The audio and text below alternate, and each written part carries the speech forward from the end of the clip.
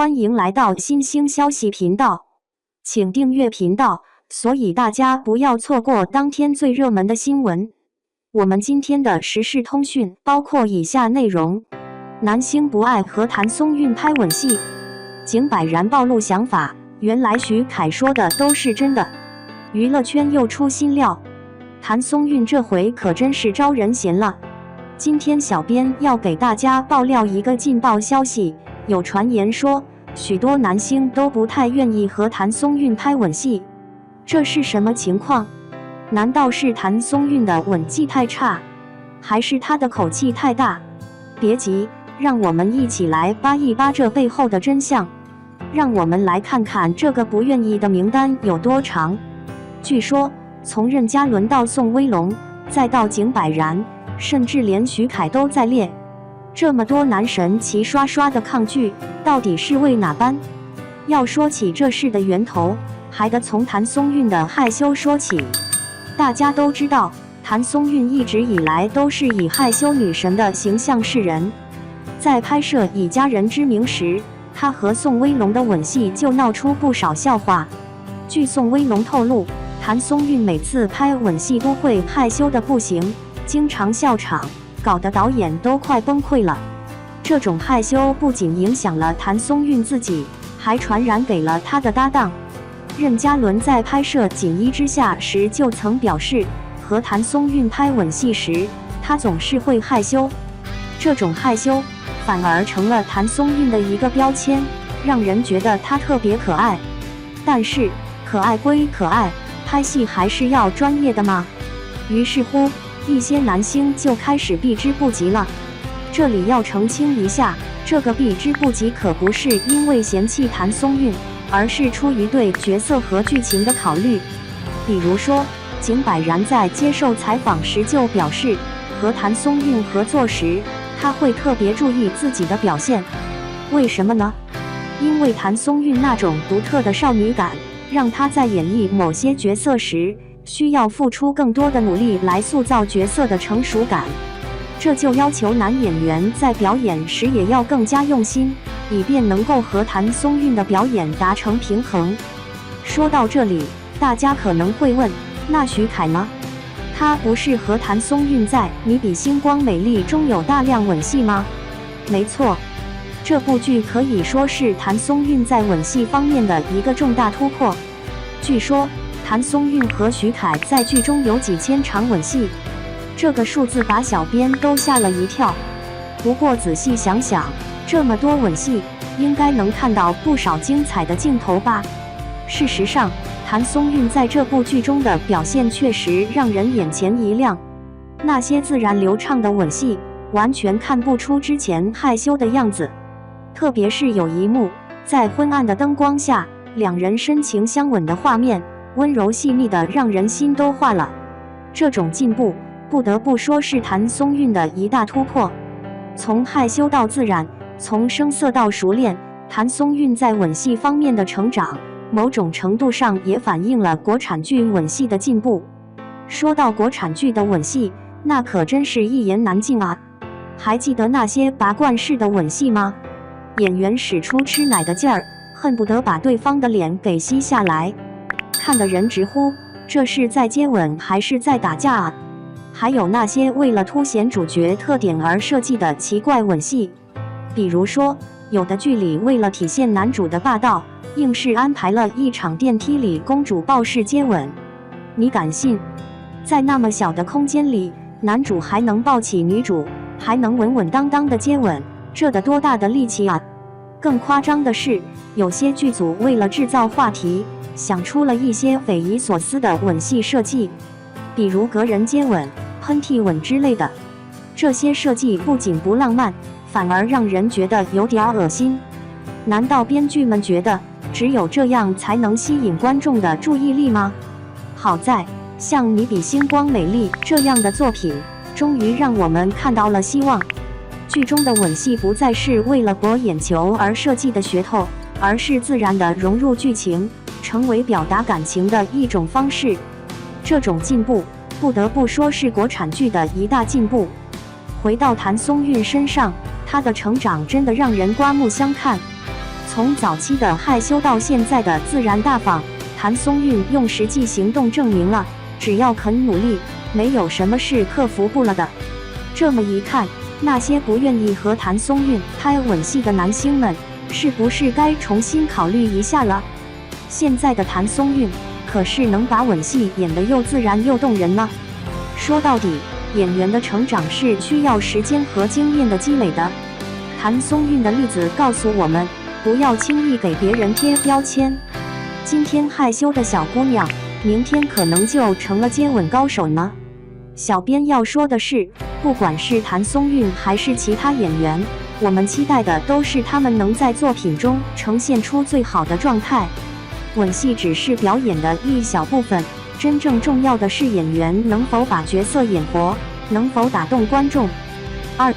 抱歉，徐凯和谭松韵的 CP 真的让人喝不下。在看《你比星光美丽》之前，何以琛是我心目中最完美的男人，但看了《你比星光美丽》之后，理想伴侣变成了韩婷。然而当年磕何以琛和赵默笙的 CP 磕得无法自拔，如今看着韩婷和纪星谈恋爱，却怎么也磕不起来。不是我年纪大了不再相信爱情，而是因为演员、导演和编剧都太不给力，演员与角色不符。首先说明，对于徐凯这位演员，我是非常喜欢的。第一次知道这个演员，是因为他在《延禧攻略》里演的傅恒。虽然他当时的打扮比不上现代剧打扮帅气，但还是一下子就被他的颜迷住了。后来又得知他是广东人，更是觉得亲切了很多，打心底里盼他走得更远更好。但无奈刚出名不久，网络上就爆出了他的一些丑闻。前女友大金在网络上爆料，说自己跟徐凯恋爱期间，徐凯还约炮、睡粉、家暴。而对于大金的爆料，徐凯本人只否认了家暴这一点，对于他们之间的关系、恋爱期间的不忠行为，并没有否认，反而说自己年轻时确实是个坏男孩。看剧时，这些负面新闻会时不时出现在脑海中，真的很让人出戏。很多人说徐凯是个自带贵气的人，他演韩婷真的特别适合。可惜作为公众人物，他对待感情的态度和韩婷差的不是一点半点。反观何以琛的饰演者钟汉良，那可是人称小太阳且几乎零负面新闻的男明星。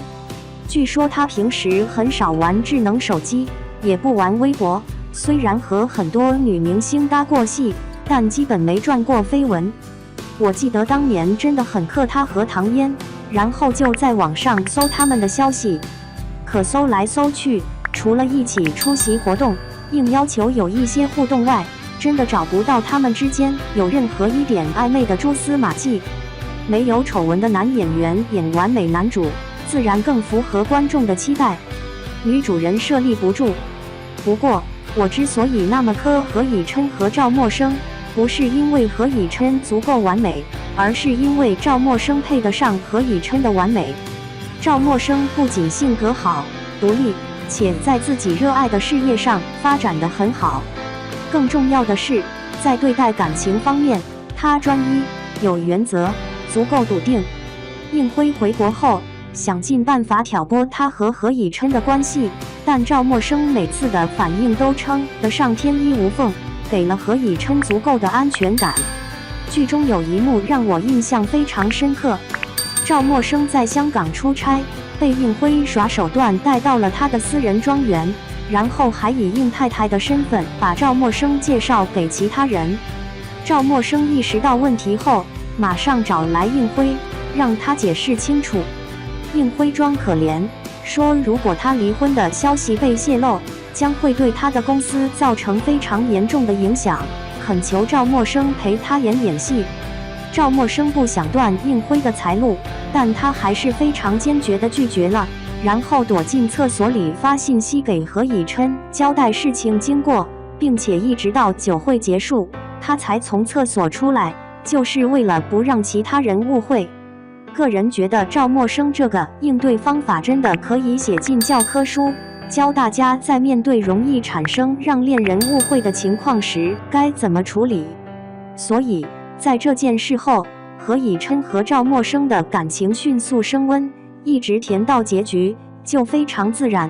因为这件事让俩人的信任感重新建立起来了。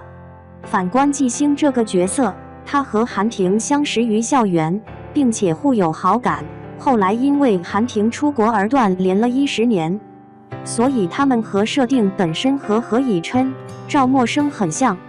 韩婷回国后，两人好不容易在一起，爱的时候那么甜，那么治愈，结果曾迪只是轻轻地说了几句挑拨离间的话，纪星就全听进去了，然后偷开韩婷保险柜，还接受同科的投资，直接背刺韩婷。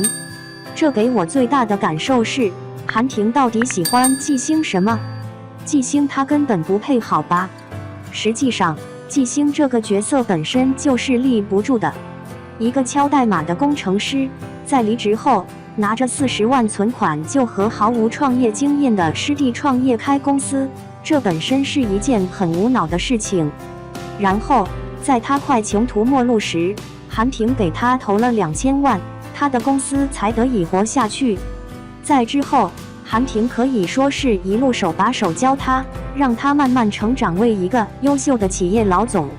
我不否认纪星本身很优秀，但这一切的前提是他得到了韩婷的帮助。假如没有韩婷，他根本拉不到投资，只会成为一个负债累累的创业失败者。可以说，他所拥有的一切都是韩婷给他的，根本就不是什么独立女性。这样一个女性，还毫无自知之明，居然因为韩婷没告诉她一个商业机密而背刺韩婷，真的想要不骂她都难。所以，实在难以理解编剧立这样一个角色的用意何在？难道是为了激化男女矛盾，让人觉得，你看，即使是像韩婷这么完美的男人，一样不被女人珍惜？本该是强强联合的组合，结果却变成了完美男人遇到到处是 bug 的女人，让人怎么嗑吗？写在最后还是想聊聊徐凯。徐凯的条件真的很好，而且演技也很不错，经他诠释的好男人，真的很让人动心。如果以前那些丑闻真的是年少无知犯下的错，只要未来好好改过，严格要求自己，他未来的发展还是很好的。最怕就是做不到洁身自爱，像某凡一样刺红而渣，塌房是迟早的事。当然，我希望这一天永远不要到来，我还想多看看这么帅的一张脸，多演戏呢。